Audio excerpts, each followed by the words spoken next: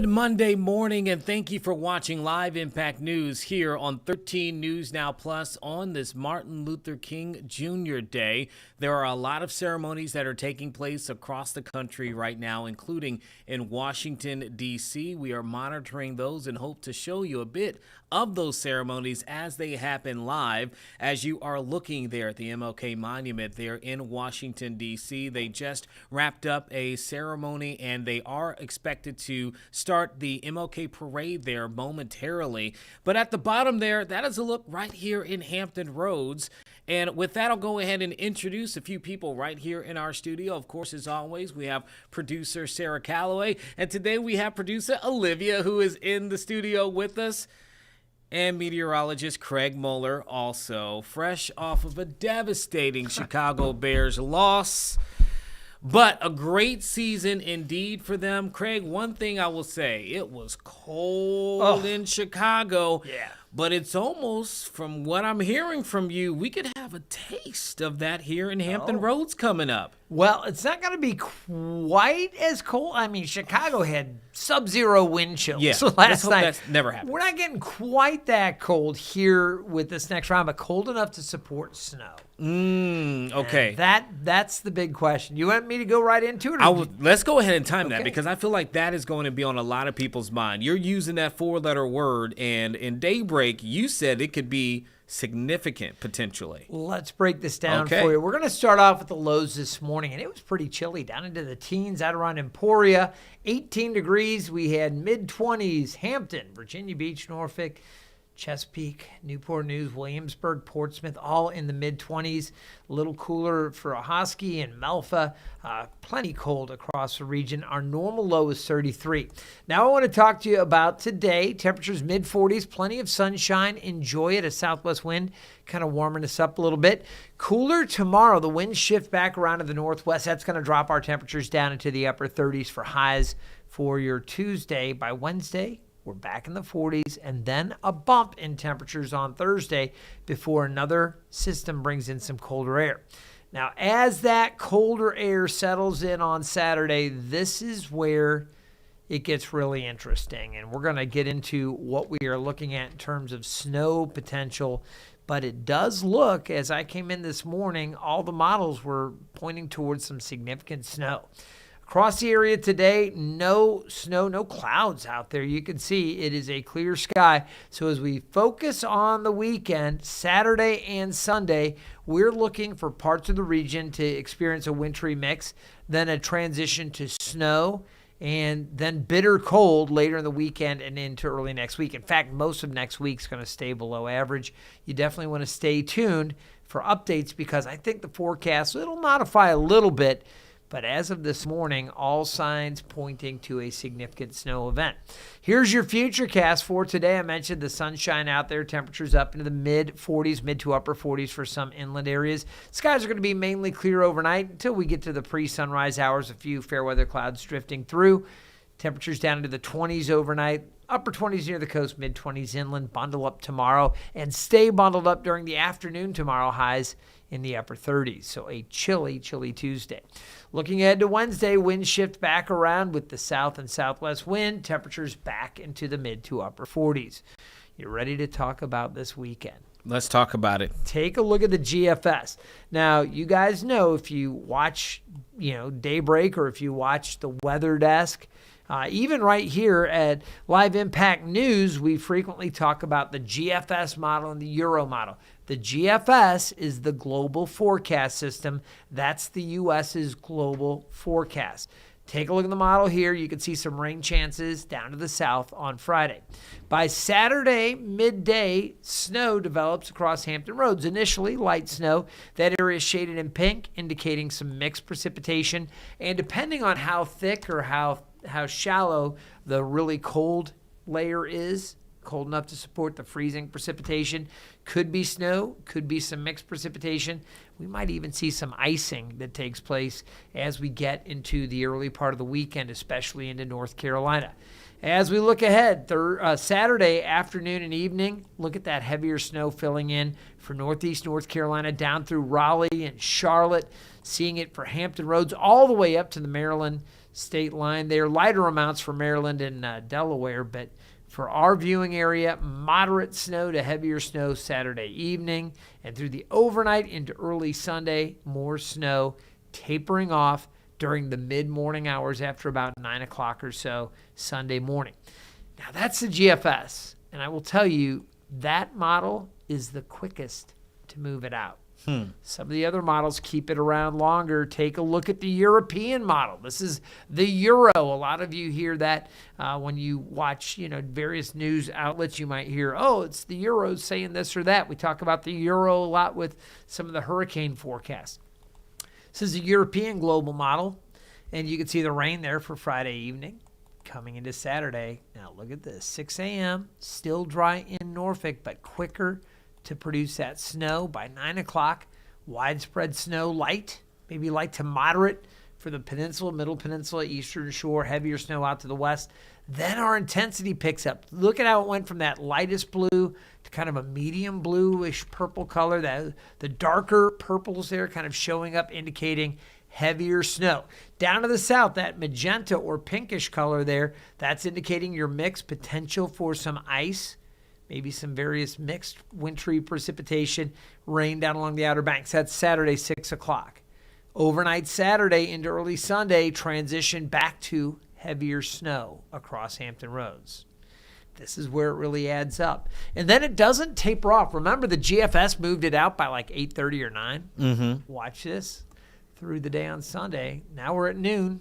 Still showing snow. Getting through the afternoon. It's lighter, but still snow through 8 o'clock. So you know what that does to those snow totals. I was just about to ask you, Craig, paint a picture for us. I mean, obviously we see here with the models, but on the ground here, if that snow, that system takes that long to get out, what could we be looking like here on the ground? Here's what I'm going to show you. Model output, okay? And this is, Sarah, bring me back on camera so I can address our viewers, okay? This is in the words of Arnold Schwarzenegger. Hear me now and believe me later, okay? Goodness. No, I really want folks to hear what I'm going to say.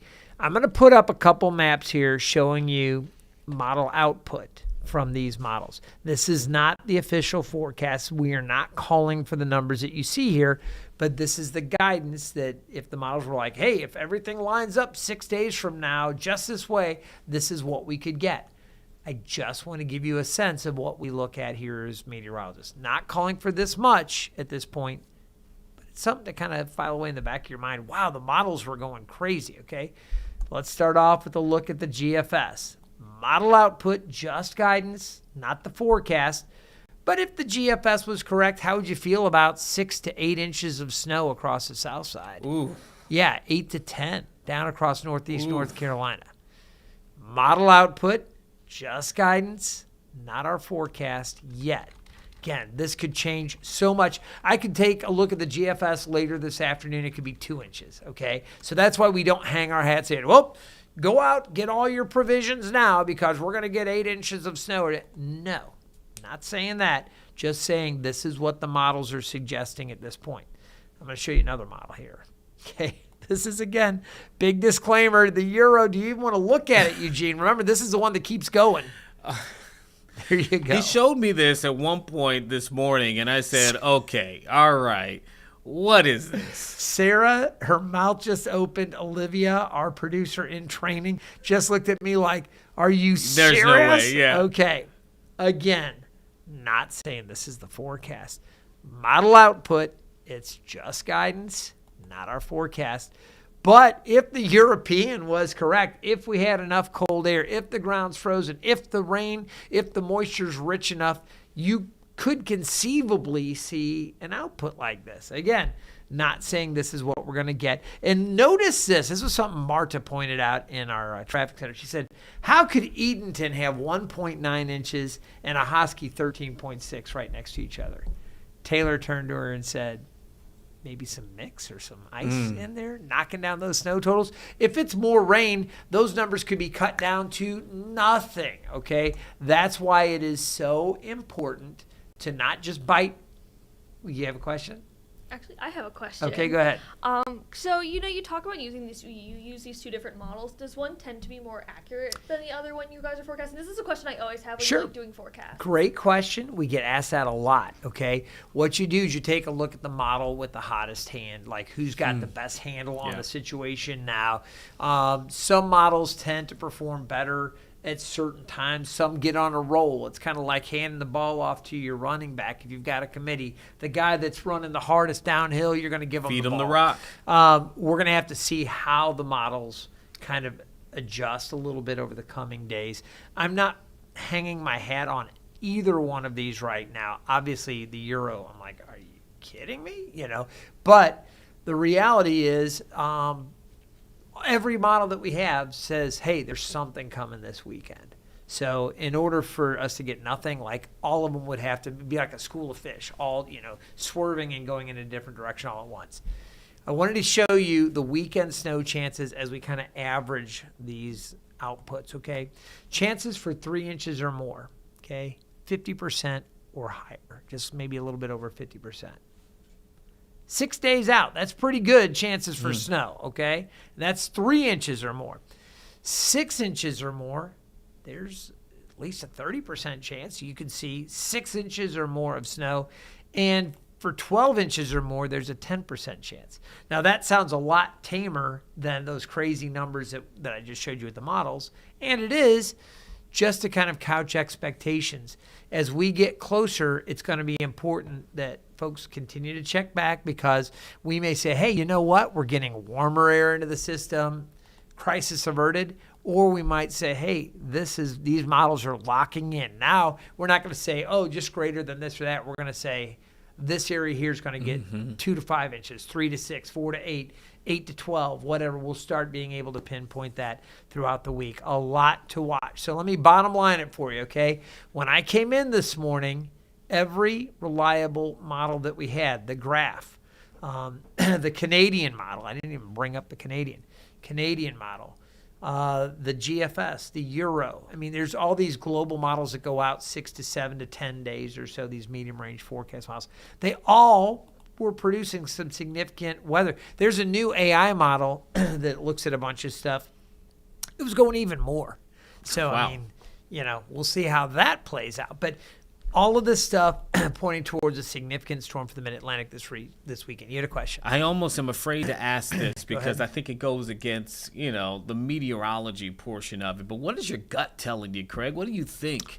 Based upon what we know so far? So is most likely. Right now, there's an old thing. You guys know my family came from Missouri. Yes. Right? You know what they call Missouri? You know the nickname? It's the show me state. All right? I swear people that, have family or have been raised and come from Missouri, there's a party that says, yeah, okay, I hear you. Show me. All right? I need to see that cold air in place, and I need to see some of this stuff coming together. If these models are still pointing towards this by Wednesday, I'm going to be like, okay, now I see exactly where it's all coming from. Yeah. I was telling Marta, because she asked the same thing. She said, all right, let's go ahead and say how much we're going to get right now. And we were saying, oh, that'd be fun. And, I won't say what people were throwing out, but there were some pretty wild numbers. And I said, really, we got to see the cold air arrive 3 to 5 inches. Something like a significant amount. I think we're going to get something. Yeah. Could it be much higher? Yeah, it could be. So that's why we say you got to keep checking back. The exact storm track may shift, moving the areas of heavy snow and ice around north or south, and rain as well. Could be a big storm, but things may change. So this isn't like a sales pitch. Oh, stay tuned. We want more clicks. We want more views. Okay. Not that we don't appreciate clicks and views, but my point is that's not what this is about. This is about trying to giving you just the earliest possible heads up. We've done this before where we put up some of those models and people clip and save and say, look, you called for this. That's why I put very clearly on that graphic, model output, not a forecast, but I still want you guys to see what we're looking at. And the bottom line with all of this is when everything points to something, when everything's saying, hey, there's something going on here, you got to pay attention to it. We just don't want anybody being absolutely blindsided. I wouldn't change my plans yet. I would think about alternatives. Somebody that's maybe getting a wedding dress altered, Olivia, might want to think about. It's in the morning, so hopefully that works out. May want to think about finding another time. We'll see. And we'll, of course, keep everybody updated. All right, let's get into the forecast and just the nuts and bolts for today. 46, mostly sunny, staying cool. 27 tonight, mainly clear. And then tomorrow, that colder day, 38. Really chilly thanks to the northwest winds that come around, bring some colder air in. All right, you look at our extended forecast. Friday at 47. Temperatures falling late Friday. Should be in the lower to mid-30s on Saturday. If that temperature's up a little bit and we get more mix, that's instantly going to knock down those totals quite a bit. If it is colder and we have more moisture coming in, that could bump them up. If it's colder and there's not as much moisture, they're going down some more. So again, there's so many moving parts, so many variables. Not trying to panic anybody, just saying, hey, it's a good idea to stay up on the forecast for the weekend, especially if you have any travel plans or have to get out this weekend for anything.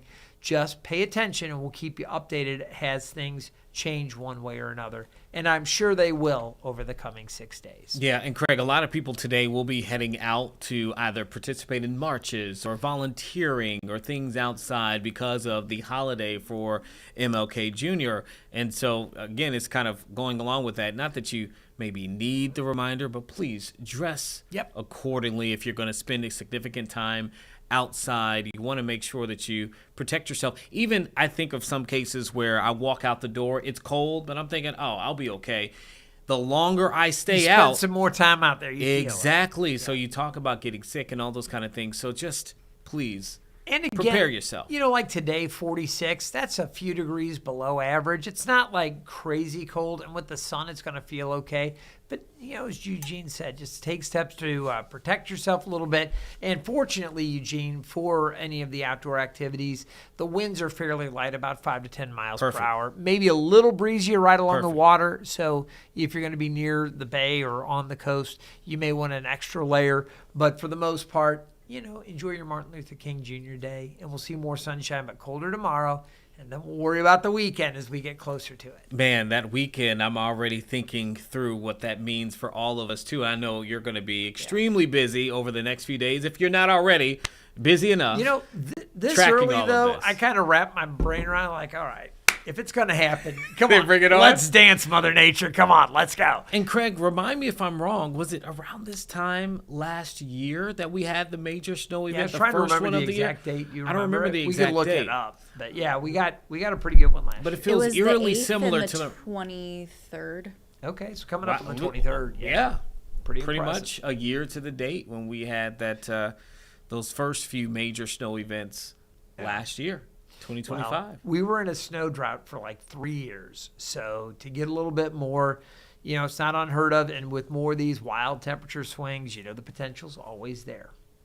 Okay. All right. I'll pull out my heavy coat and all that kind of stuff and be ready for this weekend just in case, the boots and all of that jazz.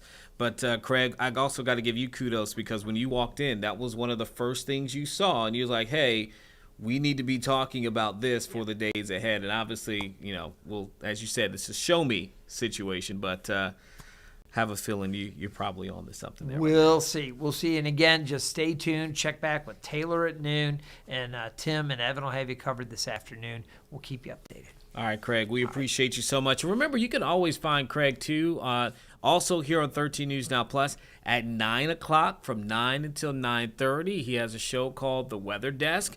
Takes you not only through stuff like this, but so much more when it comes to your forecast, weather stories, weather events that are happening across the country, even further, space. Yeah. Space. You talk about space Climate, as well. Yeah. And so, great show for you to check him out there. And, of course, you want to follow in with our team of meteorologists here at 13 News Now.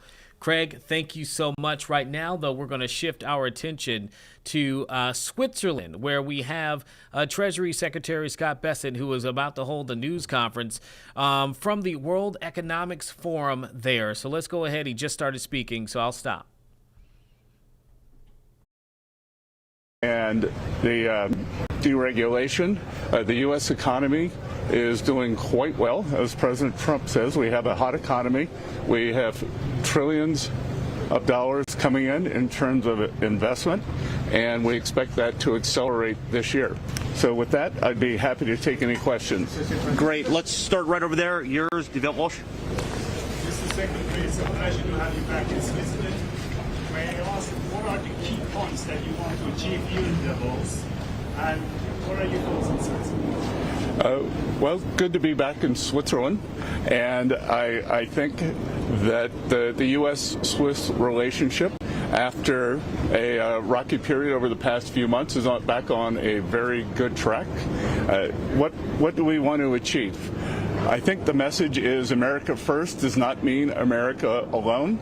And I think President Trump will be talking about this is what American leadership in the world looks like. The U.S. will be hosting the G20 next year. And I can tell you in the finance track, we are going to identify the lack of growth as the greatest threat to financial stability. So we are going to be pushing for growth, for deregulation. Great. I'll take the next question right here in the front. James, the Associated Press. Secretary, nice to see you again. Thank you for coming. Jamie, Associated Press. Could you tell us what kind of communications you've had with European Union officials since your comments yesterday to U.S. media to avert a crisis and a new showdown and a souring of relations between the United States and the European Union? I've been traveling, so I haven't been in touch, but I spoke to President Trump, and evidently there are a lot of inbounds, and I think everyone should take the president at his word. Next, I'll take right here. Laurent with AFP. The European Union, well, two questions if I could. Can you confirm that the President's letter to Norway and then the EU might be preparing retaliatory measures for Greenland? Are you concerned about what that could mean? Yeah, I don't know anything about the President's letter to Norway, and I think it's a complete canard that the president will be doing this because of the Nobel Prize. The president is looking at Greenland as a strategic asset for the United States. We are not going to outsource our hemispheric security to anyone else. Great. I think that'll probably be the last one for today, guys. Last one. I think it would be very unwise. So thank you. Great. Thanks, everybody. Okay, you heard those words from him. Again, this is in Switzerland right now as world leaders have been pushing back against President Trump's push for the U.S. to take control of Greenland. Even this morning, the president has been posting on social media about the U.S. and his desires for us to have more control over the country that is currently a territory of Denmark. NATO leaders have continued to push back and back and back against assertions from the Trump administration that they should be the ones to have control over Greenland, and saying that that would be very, very bad for international relations, particularly for the state of NATO. And so the president, again, says that he wants to take control of it and has not ruled out taking the island by force. Denmark's prime minister is one of the ones who's been speaking out, has warned that action could potentially trigger, again, the end of NATO and this organization. Greenland has said if given the choice between the U.S. and Denmark, they would choose Denmark and the EU. And over the weekend, there were several protests that took place. I do believe even on Friday, we had images of protests taking place in Greenland and in Denmark of people saying that they were pushing back against the Trump administration and its claims over the country. Now, for those who are wondering why Greenland, there is a strategy in which you can see it being pretty important, because as climate changes causes the ice to melt, it opens the possibility of shorter trade routes to Asia and could make it easier to extract untapped deposits of critical minerals needed to make computers and phones and other things as well. And so there's a lot that kind of is going into this thought process, but there's been bipartisan pushback, Republicans and from Democrats, saying that they are not on board with this heightened and increased call for the U.S. to take over Greenland. And we've even seen some senators, including Tim Kaine here, who are saying that they are going to present a similar war powers resolution against the Trump administration, the president being able to take any action without the approval of Congress. We've seen similar things that he has presented in the Senate, both now when it came to action in Venezuela and elsewhere. And so this will be very interesting to see what happens here moving forward. Again, Greenland is still on the president's mind, even as of this morning, seeing there being posts that he has made on Truth Social about the country there that is, again, a territory of Denmark. So we'll continue to bring back anything that kind of can lead to that conversation. We'll show that to you if anything happens today as well. There are some reports that are coming out this morning, but I'm trying to look through those to make sure that I can verify a few different things before sharing that here. Maybe some point during the stream I will discuss that.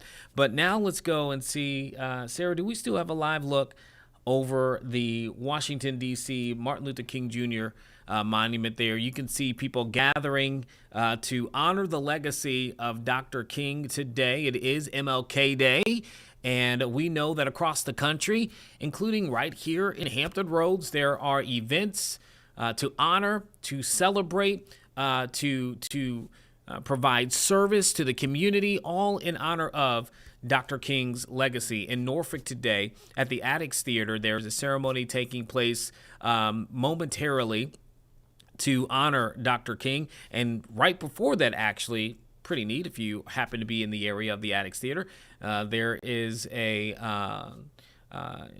new historical marker that is being placed up for the Addicts Theater, which, you know, if you're from this area or if you know anything about it, has been throughout history a safe haven for Black art, for Black music, for so much Black history.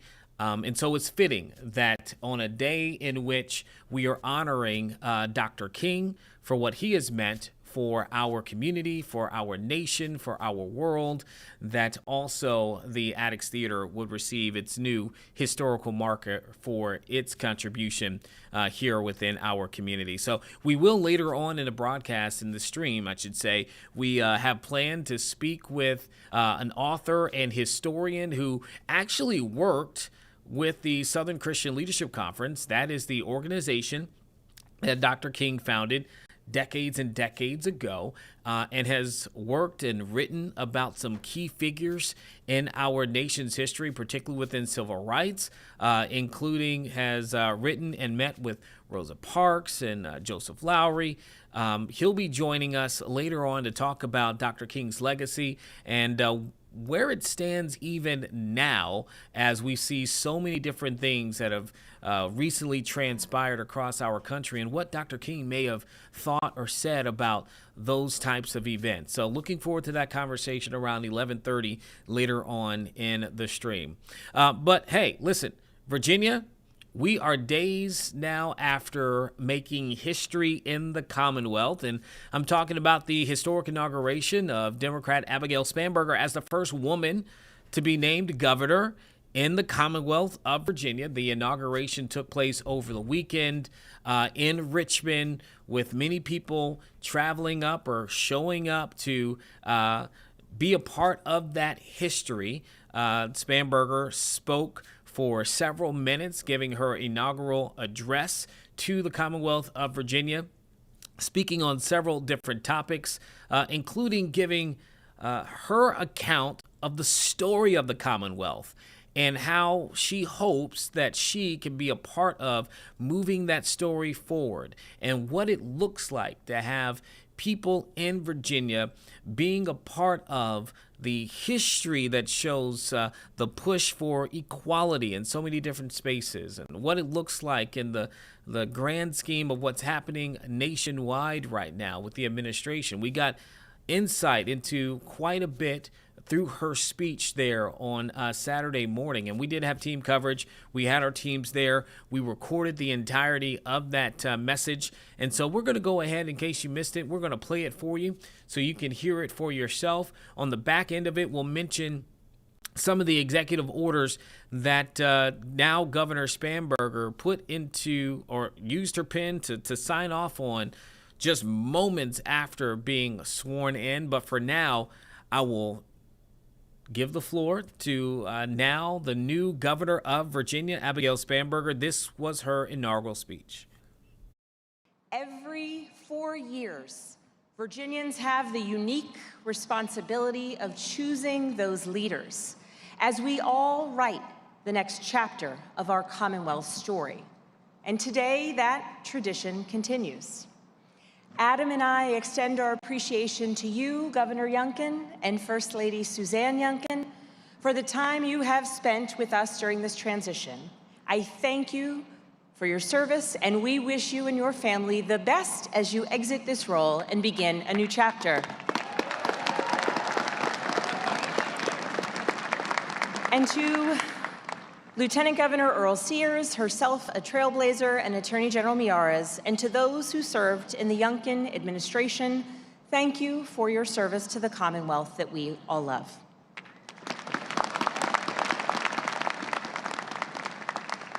To the former governors in attendance today, I am grateful that you are here. I thank you for your outreach, for your offers of support and your help, and for your continued commitment to Virginia.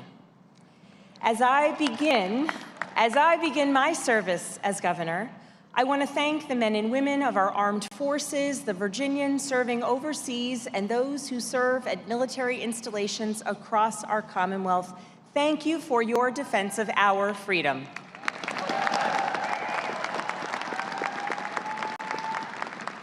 I thank the members of the Virginia National Guard, those serving far from home or right here today. I thank our Commonwealth's law enforcement officers, firefighters, and first responders for your tireless commitment to our fellow Virginians. Thank you. 75 times in Virginia's storied history, we have witnessed this transfer from one governor to the next.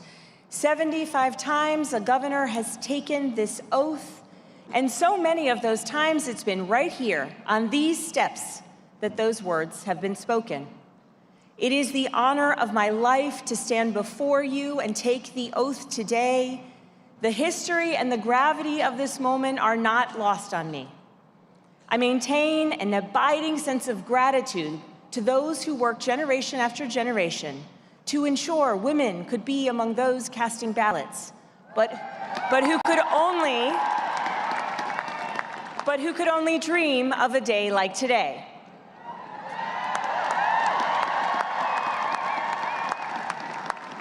I stand before those who made it possible for a woman to also participate in that peaceful transfer of power and take that oath. And it is with a profound sense of duty to all Virginians that I assume the governorship and pledge myself to work tirelessly on behalf of our Commonwealth.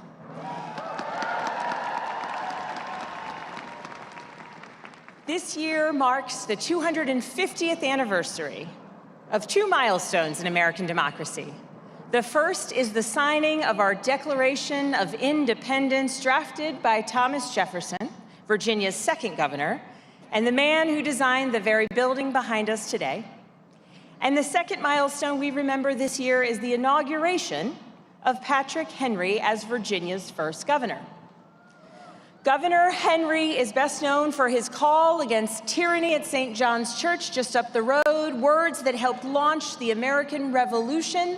But in his final public speech, delivered in Virginia years later, in 1799, he made an appeal to his fellow citizens, warning against the divisions that were threatening our young country.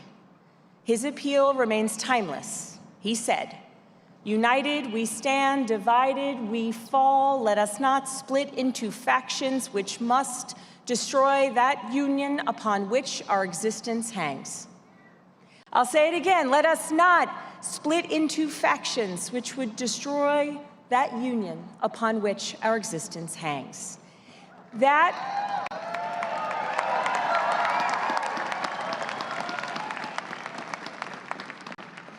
That was the challenge Governor Henry put to Virginia at the close of the 18th century, and it is the charge we must answer again today. I know that the work of perfecting our democracy has never been finished, but I am heartfelt and heartened by the fact that so much of that work has been done right here, on these very steps and across this city, where Virginia's history and America's history has so often been written. This square has been the scene of remarkable dramas of equality and justice. It's been the site of great struggles and hard-won triumphs, whose consequences have been heard across America. On these steps, Virginia's suffragists brought their cause to the General Assembly, session after session, decade after decade. And though these brave women were voted down time and time again, they refused to give up. And while the 19th Amendment gave women the right to vote in 1920, it would not be until 1952 that Virginia finally ratified it. And yet, for so many women, the right to vote was not truly secured until the passage of the Voting Rights Act of 1965.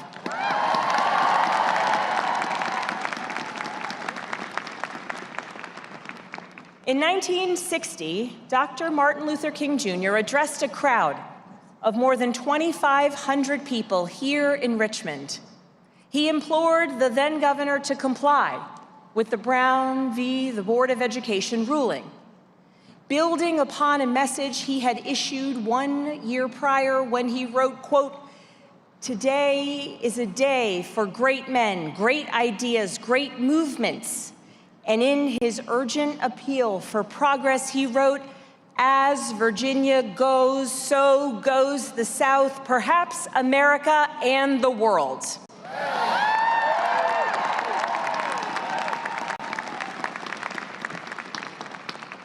In 1960, following his impassioned words at the Pilgrimage of Prayer, they marched here to these steps.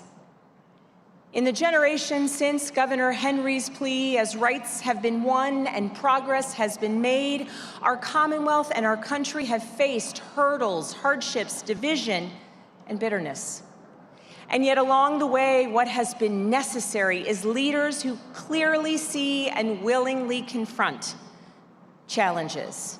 And even more importantly, what has always been essential is for people, everyday people, we Virginians, to do the same. And so it was in 1970, as our Commonwealth faced once again deep divisions, that Virginia's 61st governor didn't shy away from the challenges before him. Governor Linwood Holton stared them down.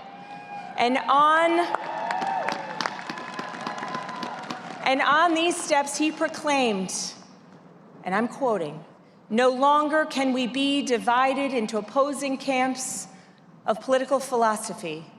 The time for partisan politics is over. It's time now for leadership, for action, for progress through unity." And he went on to issue a challenge. "I turn today to all Virginians, whatever their political persuasion, and say, let us act together."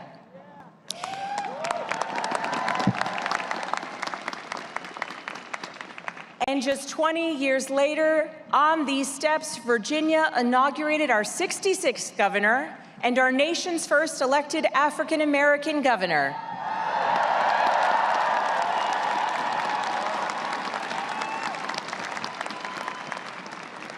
Governor L. Douglas Wilder changed what so many of our fellow citizens believed was even possible. And today, on your 95th birthday,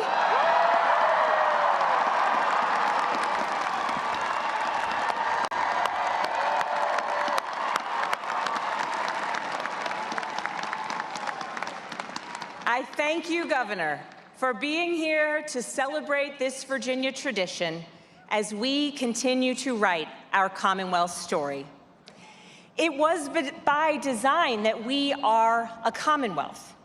In Virginia's first Constitution, written 250 years ago, they designated us as such. Virginia, no longer a colony and not simply a state in our fledgling nation, but a commonwealth. What's the difference?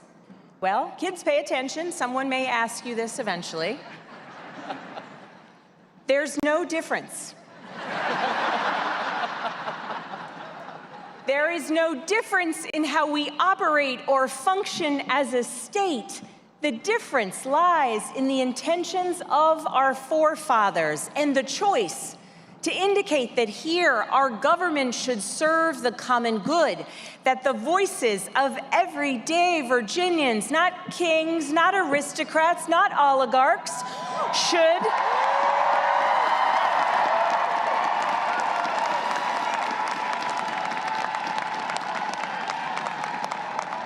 that the voices of everyday Virginians should drive us forward, and that our prosperity depends on that union.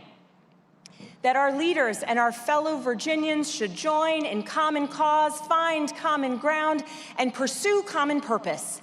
That is the concept at the heart of what it means to be a commonwealth. And this is what it means to be united for Virginia's future. And while I have spoken at length about our history, today must be about our future and the story we will write together. And I know many of you are worried about the recklessness coming out of Washington. You are worried about policies that are hurting our communities, cutting healthcare access, imperiling rural hospitals, and driving up costs. You are worried about Washington policies that are closing off markets, hurting innovation and private industry, and attacking those who have devoted their lives to public service. You are worried about an administration that is gilding buildings while schools crumble, breaking the social safety net and sowing fear across our communities, betraying the values of who we are as Americans, the very values that we celebrate here on these steps.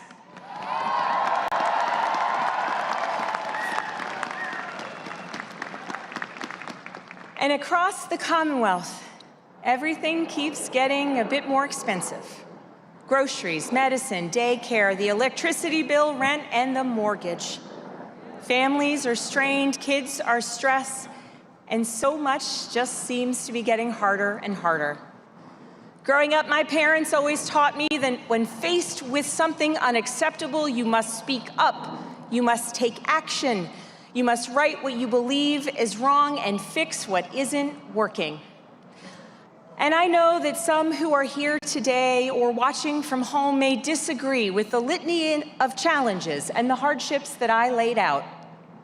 Your perspective may differ from mine, but that does not preclude us from working together where we may find common cause.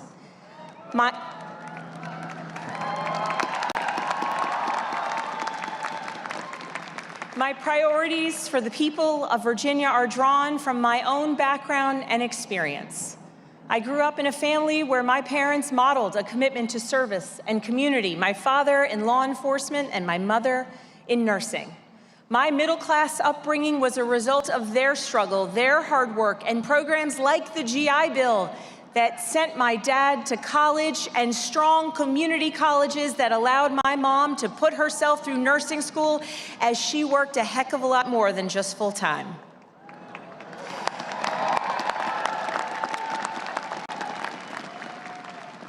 I followed my father's footsteps into law enforcement.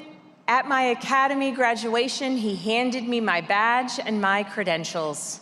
And I entered a world where I had to get it right every time and do right by everyone I encountered, victims, witnesses, fellow agents, and the person whose name was on an arrest warrant. Then, as a CIA officer, I worked to combat the greatest threats facing America. I worked to keep our nation safe at home and abroad, and I saw firsthand that the world is safer when the United States shows our mighty strength through the lives we save, the diseases we eradicate, the technologies we create, and the leadership we show on a global stage.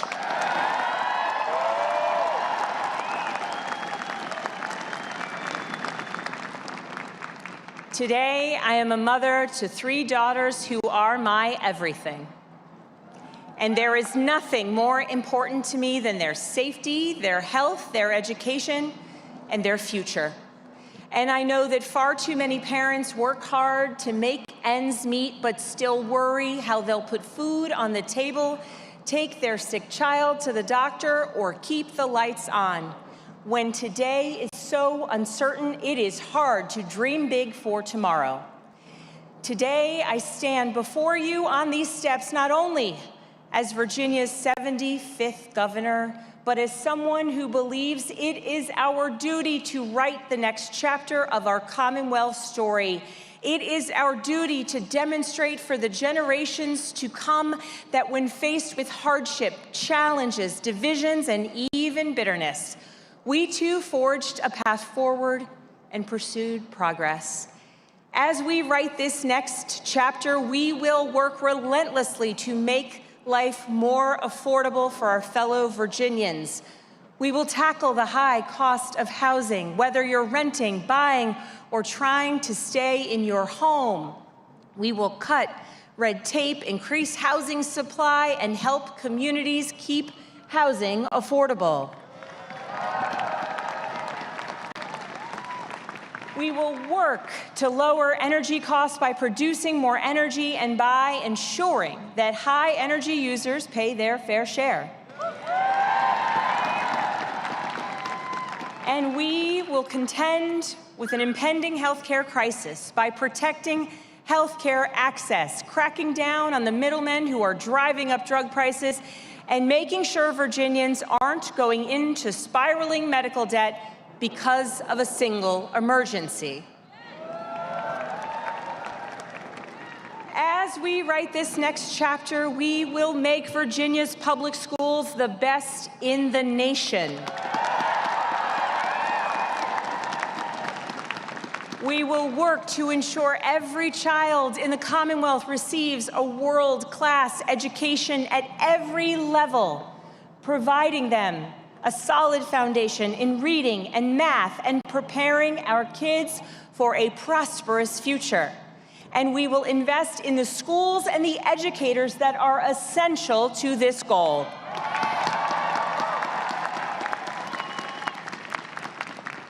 As we write this next chapter, we will grow Virginia's economy in every corner of the Commonwealth. We will invest in apprenticeships and job training of the future. We will bring capital investment to every region of our Commonwealth. We will stand up for Virginia's workers, including our federal workforce. We will expand opportunities for Virginia agriculture, our farmers, producers, agribusinesses, and farm families. And as we write this next chapter, we will focus on the security and safety of all our neighbors. We will take action to prevent gun violence, to support Virginians struggling with addiction, and to address the mental health crisis impacting our kids and our neighbors. And in Virginia, our hard-working, law-abiding immigrant neighbors will know that when we say that we will focus on the security and safety of all of our neighbors, we mean them too.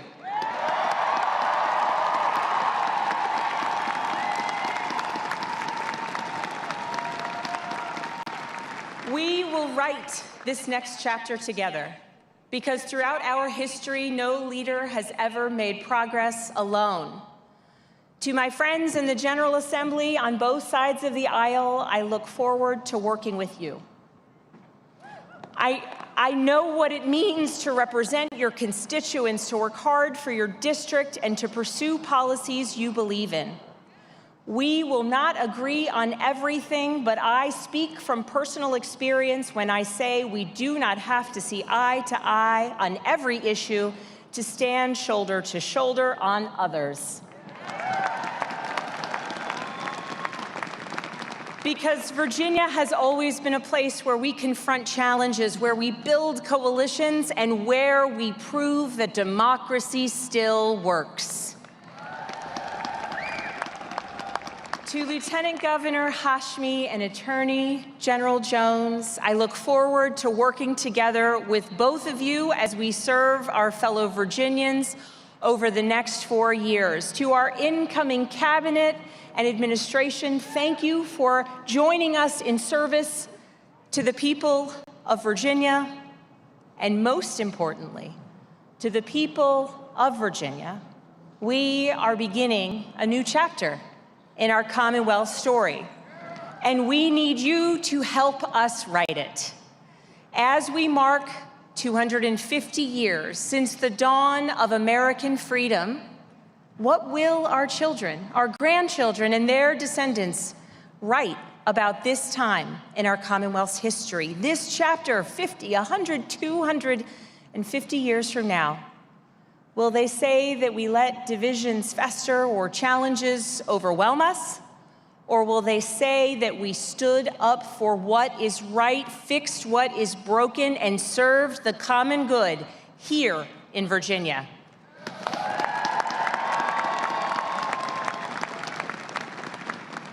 Today, we're hearing the call to connect more deeply to our American experiment, to understand our shared history, not as a single point in time, but as a lesson for how we create our more prosperous future. And so I ask, what will you do to help us author this next chapter? As your governor, I pledge to you that I will work tirelessly for you and for our Commonwealth. And today, I find myself thinking about Dr. King's pilgrimage of prayer. Such a powerful phrase. And it gives me cause to reflect on what our path forward must be. Not a pilgrimage of politics, certainly not a pilgrimage of partisanship, but rather a pilgrimage of promise, progress, and prosperity. My fellow Virginians, as we set an example for the country and the world, and most importantly, for our children, let us choose to stand united, choose to serve one another, choose to act together. As we continue forward, let us be united for Virginia's future. Thank you all so very much. May God bless the Commonwealth of Virginia, and may God bless the United States of America.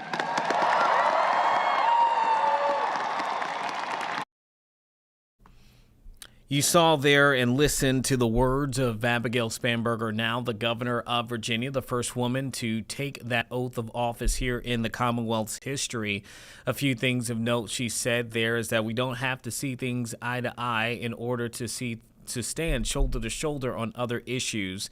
And so it'll be interesting as we had Leslie Coggle here, who is a political expert from Virginia Wesleyan last week, talking about the balancing act that she expects that Spanberger, Democrats here in Virginia, might have to weigh potentially when it comes to interacting with the Trump administration. That was the advice of the outgoing governor, Glenn Youngkin, who said, hey, work with the federal officials in order to keep Virginia moving forward. And but it does not appear, you can see on face value, that the Democrats here in Virginia, which now control both the House and Senate and also the governor's seat, see eye to eye with the Trump administration and Republicans who hold 3 phases of government in Washington, D.C. But one person who says that Spanberger should just focus on Virginia and not what's going on with the Trump administration is former governor and the first black governor in Virginia's history. We're talking about L. Douglas Wilder. He was there. You heard her talk about him say that him celebrating, his 95th birthday on the day of the inauguration. And our Janet Roach actually sat down with him prior to that historic ceremony and talked about a variety of different things when it comes to this new administration, including, what he thinks she should do. And is he surprised that it took so long to have the first woman to be in this seat? We're going to play that interview with you again here between Janet Roach and former Governor L. Douglas Wilder. Do you still think about that day quite a bit? On occasions, I'm reminded of what it meant to so many people, because I didn't look upon it as, and I don't today, look upon it as an election for me, but it was an election for people. It was the coldest day in the year, as you know. And looked at the young children who were there with their parents, standing in line in that freezing weather, because it was freezing weather. And I run into them now, and on occasion they said, I was there and I saw it. And so I looked upon it as truly an election for Virginia. It showed where Virginia did lead in terms of being the first colonization in America, notwithstanding what Massachusetts pledged, but it's to show how far we have come. And yet, I hasten to add, this does not mean that we've come as far as we need to go. Oh, yes, I know what you mean. So you made history, and Saturday history will be made again. Are you surprised at how long it took for a woman to be elected governor of Virginia? Not really, because if I were not here to witness the campaigns and to know what was taking place, I might be, because you could say, well, Virginia's proven and shown that there's not that degree of animosity racially or sexually or any other way. But when you consider that different people bring different things to the fore, and different people campaigned differently, and just because you're black doesn't mean you're going to get elected, and just because you're a female candidate doesn't mean. So it takes a lot of things. And in this instance, Abigail was fortunate enough to have had the experience to know Virginia. She likewise had the experience to know what she needed to win Virginia, and she brought it forth. This doesn't mean that others may not have been there before she got there. But it doesn't mean that there was this animosity against women being elected, if that were the case. Okay. So she has a big job before her. Yes. What would be your advice for, what she needs to focus on and some of the challenges that she needs to be prepared for? Well, you start off with money, and that's where you're going to end up with money. You can't do anything without it. As you know, I started off broke. Lots of people have forgotten that, but we were $250 million in the hole when I got elected.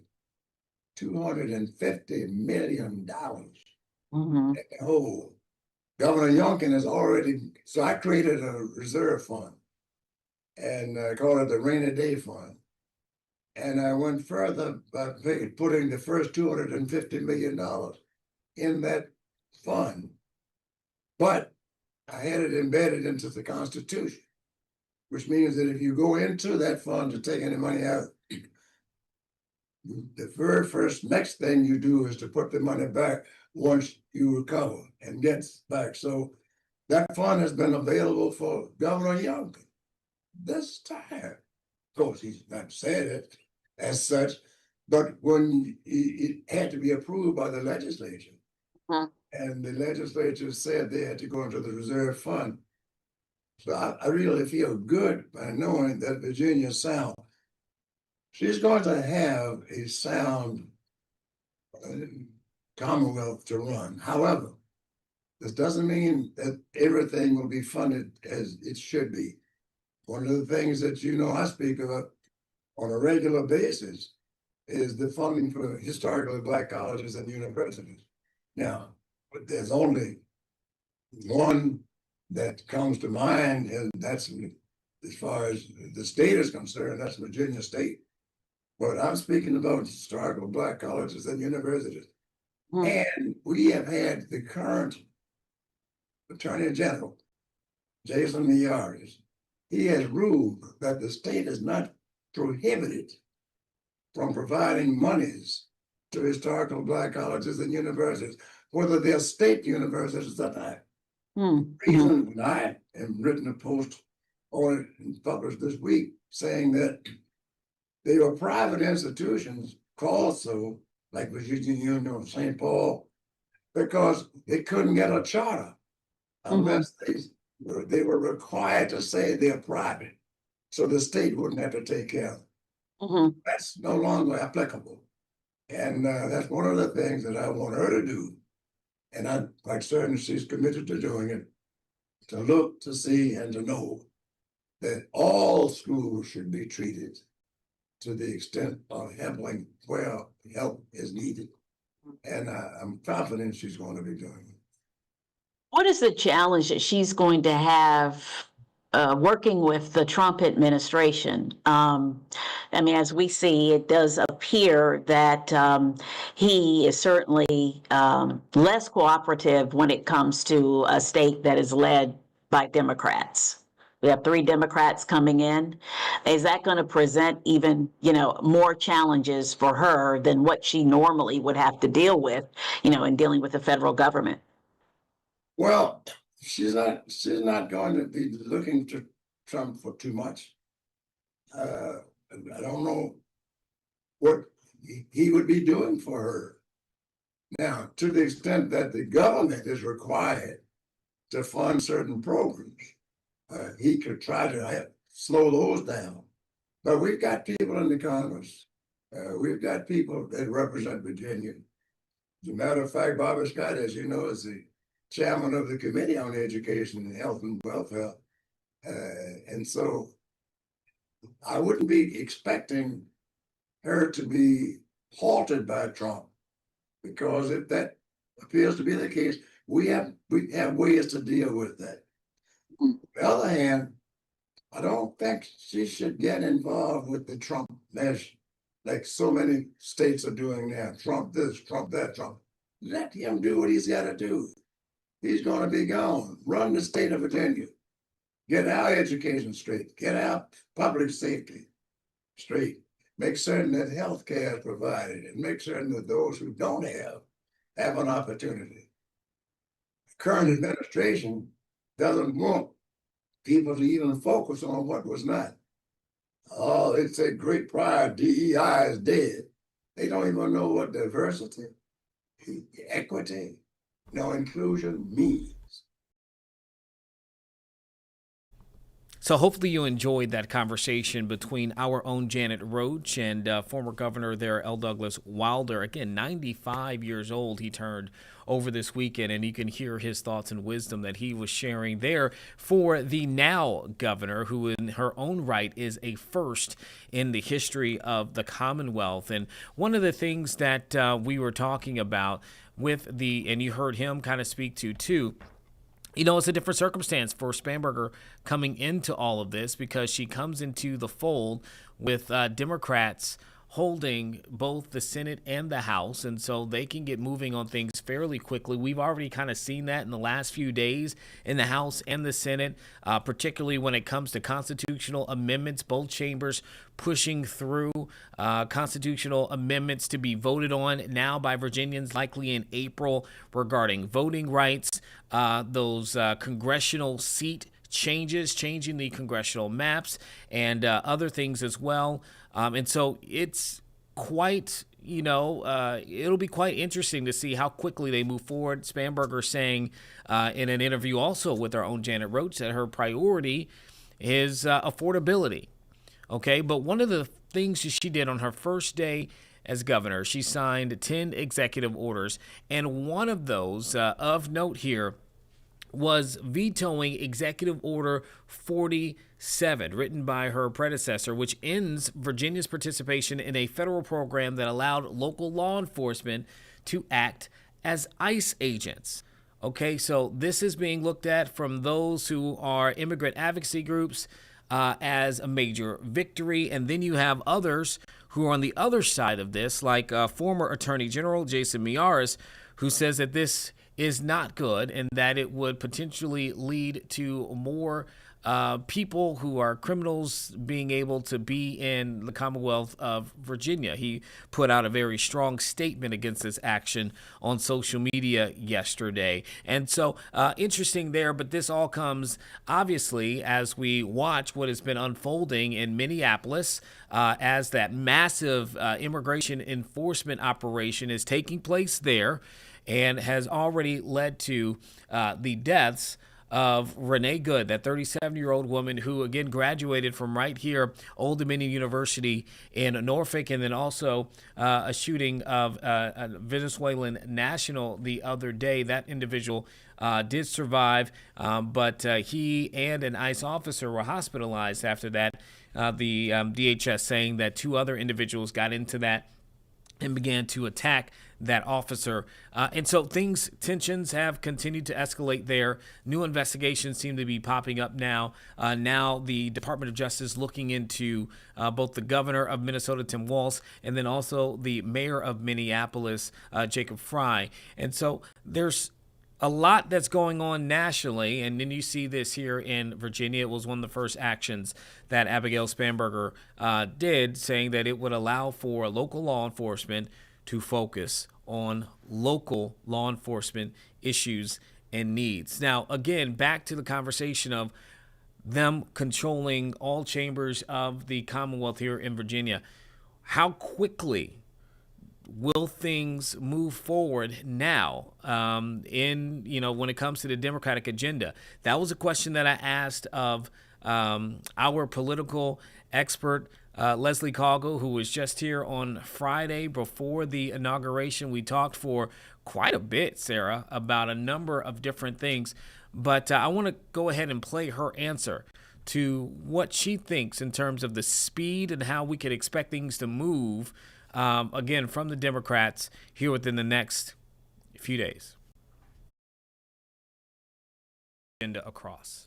Yeah, it is very clear that they see an opportunity to shore up some of the things that have caused them concern, particularly as they've not held some parts of the Virginia state government in the past. So I think you see them really quickly acting on the things that they think are most important and trying to codify them. Again, not just as kind of passing a law, but codifying it in the Virginia state constitution. So there is a very clear list of priorities here, and they're seriously going after these things. They're kind of not dipping their toe in the water or going slowly or trying to be bipartisan as they begin this assembly session. Yeah, I mean, even when you look at that was the Senate, and you heard the senator from Hampton, Mamie Locke, speaking to, from her perspective, why this matters right now. The House, which again put forth Don Scott, who's right here from Hampton Roads too, as Speaker of the House. They put through their agenda earlier the week. They passed those through pretty quickly as well. All of this as we are still a day away from Abigail Spanberger being officially placed into the governorship here. Leslie, what does that kind of tell you and what we can expect as they do officially take control of all three chambers of government here? How quickly we should see some of the things, and what do you think will be first amongst their agenda? I think you should really expect to see all of these things that Democrats have made a priority in their campaign being a real quick focus of legislative action. We know we've already had debate on issues related to an amendment that would codify reproductive rights in Virginia, would essentially kind of codify protection for gay marriage, negating an earlier Virginia law that prohibited it. So I think you're seeing a lot of focus on many of these social issues. I imagine once Spanberger gets into office, however, you're also going to see her really reinforcing a lot of the economic and affordability issues she made a cornerstone of her campaign. So certainly if you look at some of the things that have been introduced in the House of Delegates, you see various ways that they're trying to shore up the healthcare system, especially as I think most people understand some of the cuts that came from national legislation to kind of disproportionately affect rural areas, of which we have a lot, particularly in South and Western Virginia. So I think you're going to see a lot of movement on those sorts of things.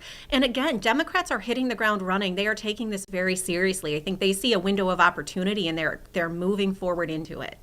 And you mentioned it already, but 4 landmark, really key things that they're looking at right now. We're talking about changing the congressional maps, but you also have reproductive health rights, along with marriage equality and voting rights as well there. And the steps for this, and reminding people, yes, the lawmakers now have decided that this will move forward, but the voters of Virginia still will have their final say in this as well. Yes, all 4 of these amendments that they're pushing through will go on the ballot. So they're going to have to make this pitch to Virginia voters. And in particular, I think this amendment about redistricting is going to have to go on the ballot in April. So that means I think you're going to see a media campaign. You're going to see candidates talking about this and trying to persuade voters of this right away. And that's always particularly interesting to me in the context we find ourselves, because 5 years ago, this same process led Virginia voters to say, we'd like a less political redistricting. So I find it interesting that as Democrats are pushing this through, they've kind of carved out some parameters around it, right? There's a sunset on this law. It's only triggered if another state redraws maps mid-cycle without a court order. You see them messing with the federal maps, but not the state legislative district maps. So there are ways in which I think they're trying to make it clear to voters that their perception is they're responding to the political environment, and this isn't just a blatant power grab. But I think that's going to be a tough sell to some voters, particularly because some of these maps we're talking about would redraw what is, I believe, a 6-5 congressional delegation to 10-1 or 9-2. So we're talking about a lot of seats that were competitive not being quite as competitive in the near future. And there are people who believe that one of those seats that will be impacted are in our area here with the 2nd District, which is currently held by Congresswoman Jen Kiggins. I know there are challengers in that seat, including former Congresswoman Elaine Luria. In that, I want to read something that the Senator Ghazala Hashmi, who of course is going to become the next lieutenant governor, also here just within a matter of hours now, she sent in an email with her response saying, unprecedented attacks on our rights and our families require that my colleagues and I enact constitutional protections to secure the right to marry, the right to vote, the right to reproductive health care, and the right to protect citizens' voices in the federal government. These amendments send a powerful message that Virginia chooses freedom over fear, equality over exclusion, and democracy over manipulation, marking it, saying that it's her final actions as a state senator before she is sworn in as lieutenant governor. And that kind of speaks to what you were just saying, Leslie. They are arguing that this is in response to what we've seen, not just in other states. Okay, so you heard there from Leslie Coggle, Dr. Coggle there, speaking about what we can maybe expect in terms of what's going to come first, and then this expediency that we might see it coming out of the General Assembly, which, by the way, later on today, 4 o'clock, Spanberger will be speaking before the joint General Assembly, both the House and the Senate, alongside House Speaker Don Scott and the top Senator Luis Lucas there, Senate President, both of them, by the way, from right here in Hampton Roads in the Portsmouth community area. So that's going to be happening at 4 today, and we'll likely have more coverage on that later on 13 News Now. I want to take a live look here real quick as we have things starting to get underway for the MLK celebrations in Washington, D.C. The parade happening this morning there, and there is a team here who is singing. I think they literally just wrapped up here for a moment or so, as again, we have people across the country, including right here in Hampton Roads, who are honoring and celebrating the legacy of Martin Luther King Jr. on this day to celebrate his life. And we know just moments ago in Norfolk, we wrapped up the march and ceremony for Martin Luther King Jr. That started at the Addicts Theater and goes to the statue there right down the street in Norfolk, not far from Norfolk State University. And we are seeing celebrations taking place in other portions of Hampton Roads. Over the weekend, Newport News held a big parade and a march and activities there. We're also seeing opportunities for people to serve. I know that the Food Bank of Southeastern Virginia is partnering today for people who would like to serve and be a part of the efforts of doing something to give back to others on a day in which, again, we honor a man who did so much for our nation in terms of sacrificing his life, speaking on peaceful protest, on equality, against racism, classism. Dr. King is, of course, the model for so many elements in which we would desire for our country to be.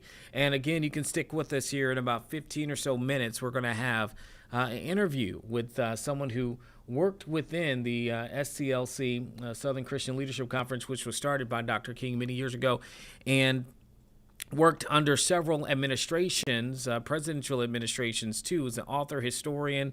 We're talking about Derek Gilliard. He's going to speak a bit about King's legacy and also how things kind of look and stand now, what Dr. King would have thought about events taking place right now. And so, speaking of right now, it looks like they're singing again, Sarah. So let's go ahead and take a listen here again as we are getting some live looks ahead of the MLK Day parade in Washington, D.C.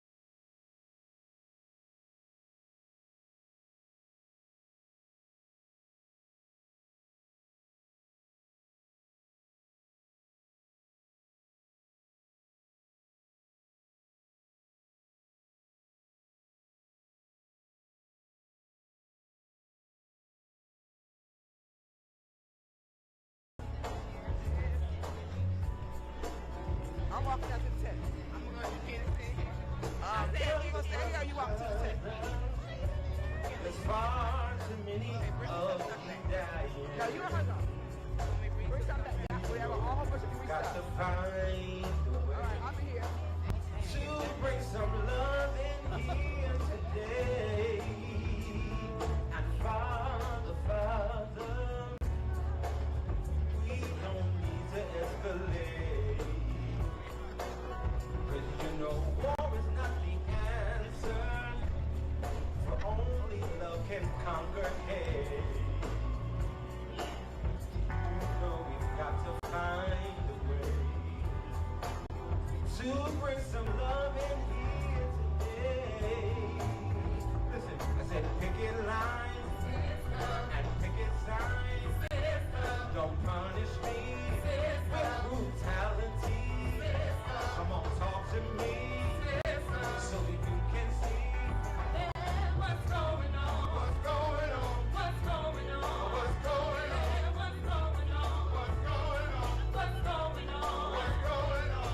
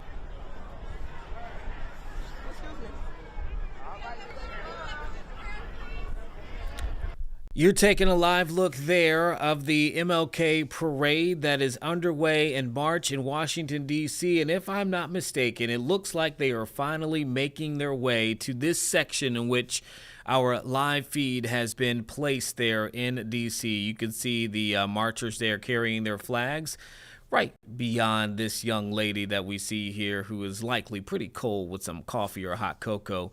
Again, this is in Washington, D.C. You were just listening to a band that was singing there in the moment. I was talking about, to Sarah and Olivia here. I sang that in my 8th grade talent show.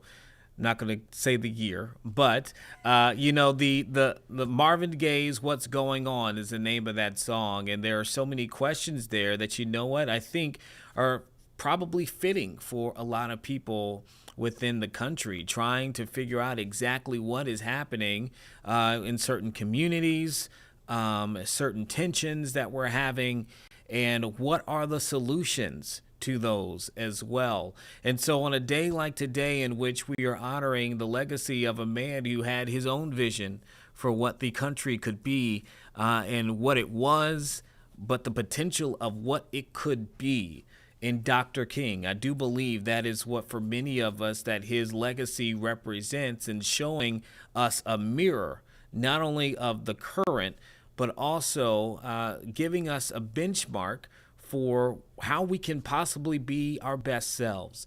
It's interesting as we watch this right now. Again, this is the march happening in Washington, D.C. live right now for the MLK Jr. holiday, that just days ago in Virginia Beach, the Urban League of Hampton Roads held its annual MLK ceremony, and the guest speaker for that event, a surprise speaker, I should say, because it was not planned for many of us. It was a surprise speaker, was none other than Martin Luther King III, MLK Jr.'s son, who spoke that day in front of many people at the Virginia Beach Convention Center. And one thing that he said that really stood out to me is that he said at that time, he said, right now, America is not exhibiting its best self. That's coming from the son of Dr. Martin Luther King Jr. Today, again, as you're taking a live look here at the march,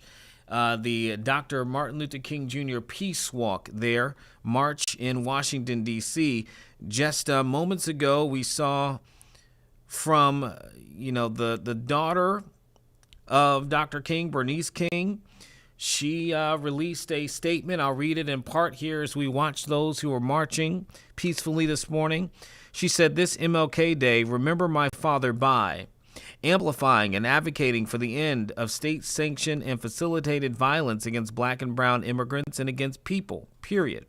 Speaking up for people who are suffering genocide in Sudan, Palestine, Congo, and other nations. Calling and writing congresspersons in support of democracy as opposed to dictatorship, and supporting policies to eradicate poverty, higher minimum wage, affordable housing, etc., and learning the truth about and challenging anti-black racism, which is still prevalent in healthcare, media, lending practices, the criminal justice system, and more." That was from Bernice King. And then from Martin Luther King III, Andrea Waters King and Yolanda Renee King, they issued a statement today saying democracy is not self-sustaining. It requires participation, vigilance, and a steadfast commitment to justice.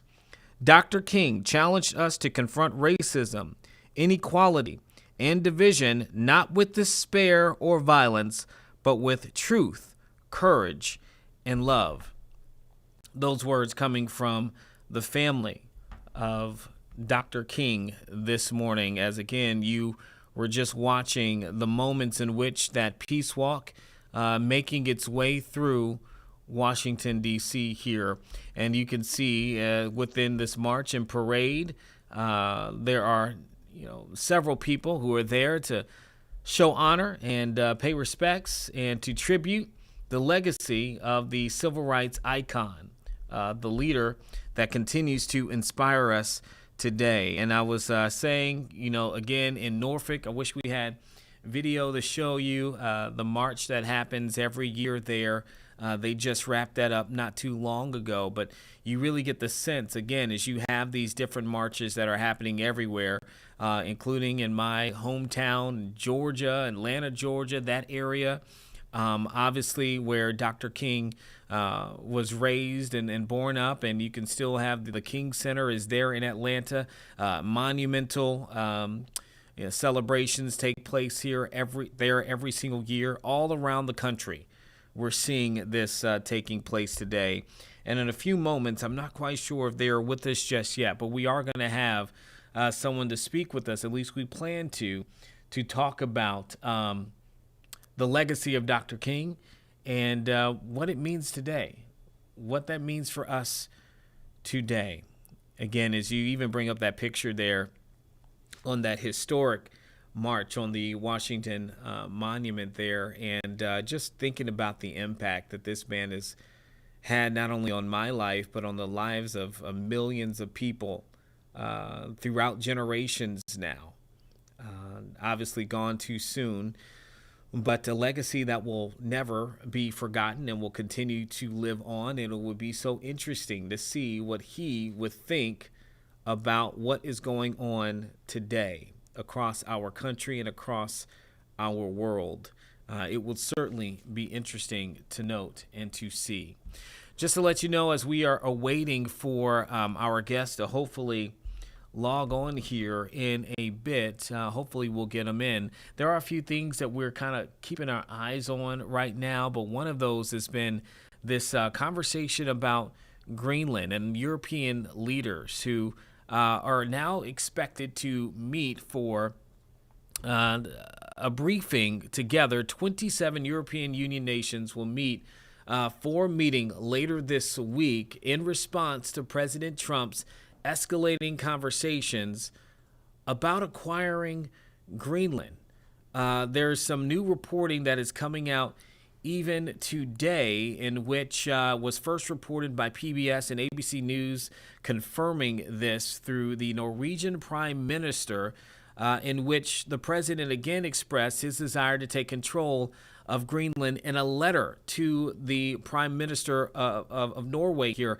And here is a bit of what ABC News and PBS and others are now reporting was in that letter. It's saying, again, from the president here, they're saying, it's a quote, "Considering your country decided not to give me the Nobel Peace Prize for having stopped 8 wars plus, I no longer feel an obligation to think purely of peace, although it will always be predominant, but can now think about what is good and proper for the United States of America." Goes on to say Denmark cannot protect the land from Russia or China, and why do they have a, quote, right of ownership anyway? Saying there's no written document. It's only that a boat landed there hundreds of years ago. But we had boats landing there also. He said, "I've done more for NATO than any other person since its founding, and now NATO should do something for the United States. The world is not secure unless we have complete and total control of Greenland." Again, that is what is being reported was sent to the Prime Minister of Norway in a letter from the Trump administration, from the president. PBS first reporting that, ABC News confirming it in their reporting as well, along with other media outlets reportedly now confirming that letter's authenticity according to their sources. Now, it's interesting, as we talked about today, too, this is as we're also getting world economic leaders who are meeting in Switzerland right now as well. And a lot of conversation, pushback on the president, not just because of the escalating talks about taking control of Greenland, but also we've now seen escalating talks by the president in the last few days that he will place tariffs on the European countries that do not go along with their quest or desire to take control over Greenland. The president putting that out over the weekend, this after kind of hinting towards it. If you remember, we were on the stream last week when the president was holding a roundtable on rural health care, and he kind of mentioned it in there, but didn't get into specifics, saying, you know, maybe I'll just put tariffs on the countries that don't agree with us about Greenland. And then it was less than 24 hours later that the president had put out on social media announcing a 10% tariff to be imposed on all goods sent to the U.S. from 8 NATO nations: Denmark, Norway, Sweden, France, Germany, the UK, the Netherlands, and Finland. Again, to convince and place a little bit more pressure on moving forward the president and the administration's desire to take Greenland. In response to that, those nations, several of those nations, sent small contingents of troops to Greenland to take part in military exercises there. So, taking a breath here, a lot of things kind of transpiring here. We expect probably to hear a lot more in the coming days. Obviously, it's MLK Day. We have a lot of our U.S. representatives who are in our region right now. I know Bobby Scott, who represents a large portion of Hampton Roads. He's going to be at an MLK celebration this morning, I do believe, in Newport News. We're trying to find people, talk to them, get their thoughts on it. Senator Tim Kaine has come out, and he has shared a few things as well, just when it comes to pushing back on this and maybe putting out a war powers resolution, making sure there's congressional approval. Okay, I do believe at this time we can go back. We're switching back and forth between conversations. As you can see, that parade still going on in D.C. So let's head back to it. This is the MLK Peace March in D.C. Forward!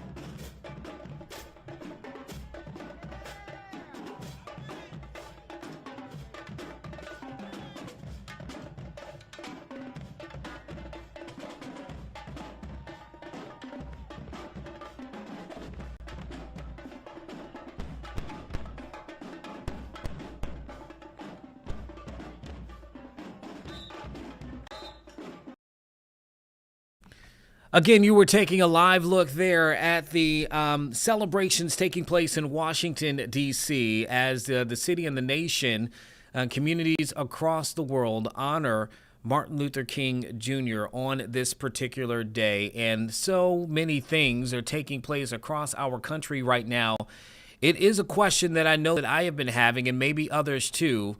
What would Dr. King think of all that we are seeing right now, and how can we honor his legacy? And I'm really excited to bring on with us today author and historian Derek Gilliard, who also spent time with the Southern Christian Leadership Conference, which, you know, Dr. King started, and also within 4 different administrations, maybe 5 different administrations, presidential administrations, Clinton, Bush, Obama, Trump, Biden, before retiring a few years ago. He's also written a few different books, and I'm really excited to have him on. Derek, can you hear me right now? I can hear you perfectly well, Eugene. Thank you so much for joining us on this day and to talk about the legacy that Dr. King has left, but also the context in which what he taught and how it would look in today as well. I'm looking forward to this conversation. First, can I ask you, I mean, you have such a wide experience when talking about the Southern Christian Leadership Conference. Tell me a little bit about your work for those who may be unfamiliar, your background, and how it all fits within the conversation of civil rights and then the work that Dr. King left behind. Yes, so I was there in the 1990s with Dr. Joseph Lowry, who was the co-founder along with Dr. King, and there were a group of 60 ministers essentially that founded the organization, and he led the organization for about 20 years. And so in the 90s, when I was there, we dealt with certainly things like redistricting. We finally got Georgia's 5th congressional district, now led by Congressman Hank Johnson. We dealt with things like the burning of the black churches. You may remember that in the 90s that was going on. It was really rampant. We dealt with things like the fact that the inequity in the sentencing for crack cocaine versus powder cocaine. We dealt with economic issues, and we pressured companies that would come in to our communities and set up and make a lot of money, but wouldn't hire black managers, wouldn't use black vendors. And so those are some of the kind of issues. And certainly voting was always one of the very first and key things. And one of the things you think about today, when you look at issues like healthcare, Dr. King said of all the injustices known to man here in this United States, the lack of health care is a key one. And Eugene, if you decide that, I don't know how I'm coming through on your end, that I need to go to my phone, I could do that. You're perfect. You're perfect. We can hear you just fine. And you know what? I'm glad that you mentioned that about healthcare. I was having a conversation today with others about the message of Dr. King and believing that there are things that he fought for, that he preached, that somehow it feels like decades later got lost in translation. And there are only certain things that tend to be cherry picked from his message. His attention to healthcare was one of those things that he really, really fought for and pushed forward. Double question here. What do you think he would say about the current state of healthcare, particularly when you think about the recent news of the enhanced tax subsidies and people's premiums going up? And what are some of the other things in what Dr. King preached that you think have kind of gotten lost in translation over the years that people might be surprised he fought for? Well, there are so many things. And I think that, for example, our treatment of immigrants at this point in time, and quite honestly, to see how that is misused by so many people. Because he always talked, the Bible even tells us to welcome the stranger. And look what we're doing, nothing like that. And he also talked about injustice, demand, anywhere is injustice everywhere. And so, we have abandoned it's we've gotten to a place in our country, Eugene, our friends are now our enemies and our enemies are now our friends. The people who we've went to war with.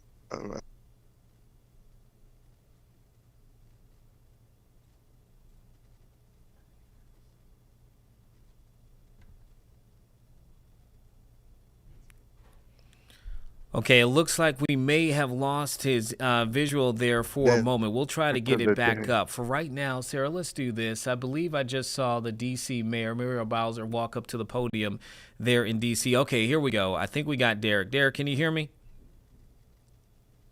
I can. Okay, we lost you there just momentarily. I can hear you perfectly well. We'll bring you back on here. I'll go to my next question there, because one of the things I also is really curious about is you've written a few books, and one of those you said it's titled "Living in the Shadows of a Legend: Unsung Heroes and Sheroes Who Marched with Dr. King," focusing on those who were a part of the Civil Rights Act and the Voting Rights Act that we should know about, but most do not. Tell me about this book and what you believe people need to know about all of those who participated in that movement some 60 plus years ago, 80 years ago. Absolutely, Eugene.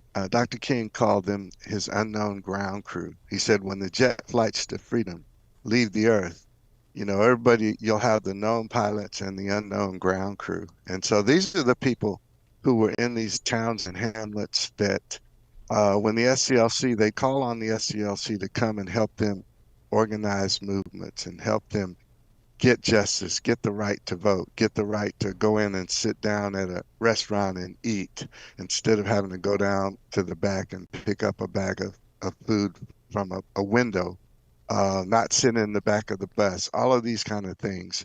And so that book focuses on 20 of those people from all around the country. They're white, they're black, they're men, they're women, they're young, they're old, who are very instrumental in the passage of those two landmark laws that, of course, we are now seeing the threat of them being overturned and taken back, just like so much other things like birthright citizenship. But one was a dentist out of St. Augustine, Florida, who, along with several of his colleagues, were spying on a Klan rally. And they caught them, they brought them before the rally. One of his patients he was a dentist who had performed a very delicate surgery on, identified him. They beat them all into a state of unconscious and doused them with gasoline. And probably the only reason they didn't set them on fire was this was just 2 weeks after the bombing of the 16th Street Baptist Church in Birmingham, where the 4 little girls were killed. That was one of the people. So had a young Jewish guy named Willie Leventhal out of Los Angeles. He was at UCLA. And in 1965, Dr. King, before we could vote, he went to all these predominantly white colleges to get white students to come south to do voter education and registration. And Willie was one of 13 that came out of UCLA. He was a Jewish young man, and he was afraid to come, but he was inspired to come. And when he called his father to tell him he was coming, his father told him, he said for the first time in his life, he was proud of him. And he came down and worked in Macon, Georgia, until he got a phone call one day. And he says, "Are you that guy that wears the number 13 shirt?"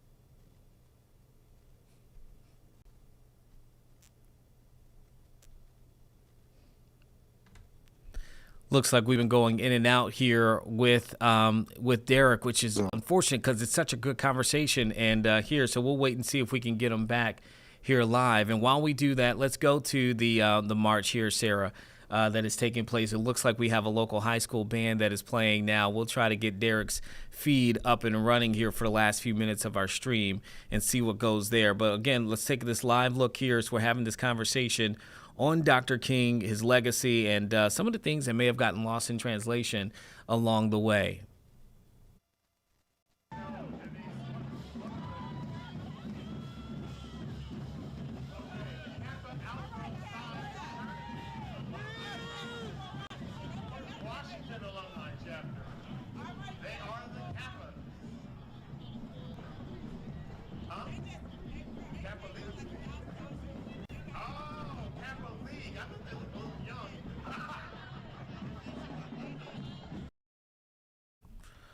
Okay, we're going to switch to New York right now. We see a march that's taking place on Brooklyn Bridge. We'll give you a live aerial look here.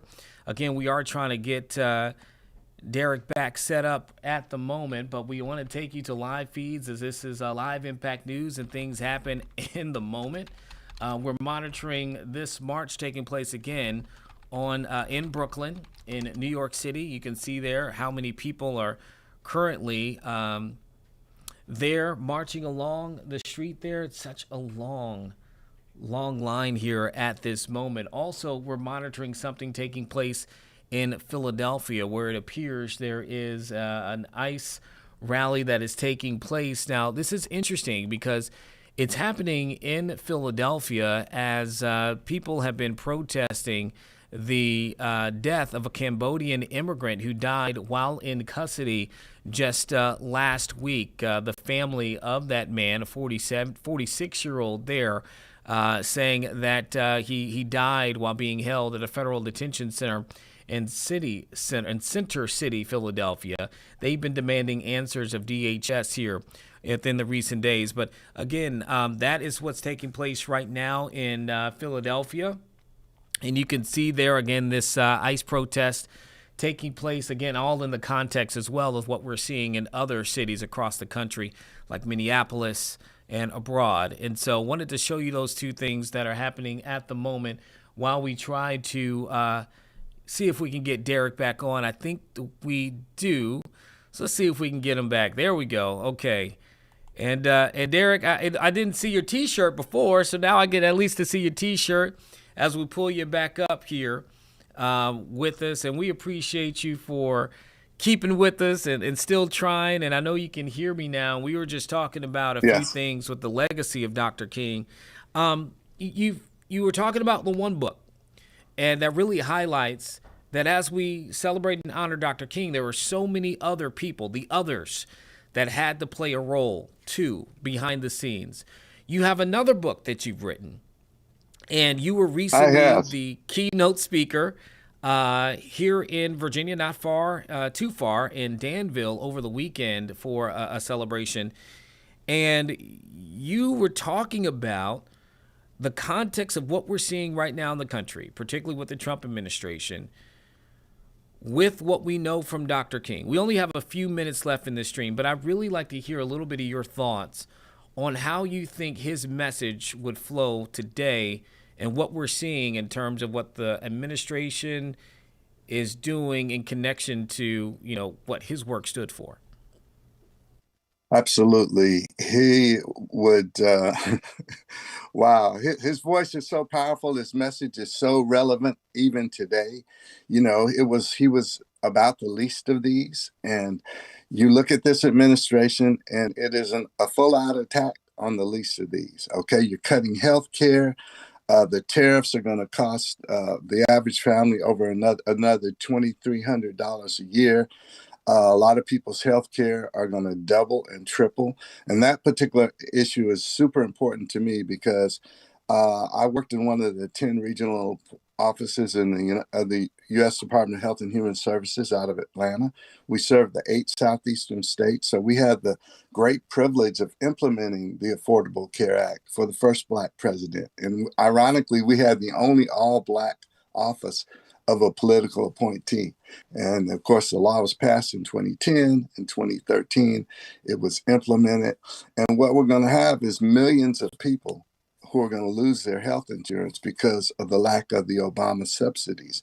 And of course, this president promised to replace and repeal Obamacare over 70 times in the court, and those were always overturned, and he never was able to do it. But what he did do was kill the individual mandate. But what it does is it demands that people pay a little more, who have a little more, so that people who can't afford health insurance can. And so these are the people who park our cars, they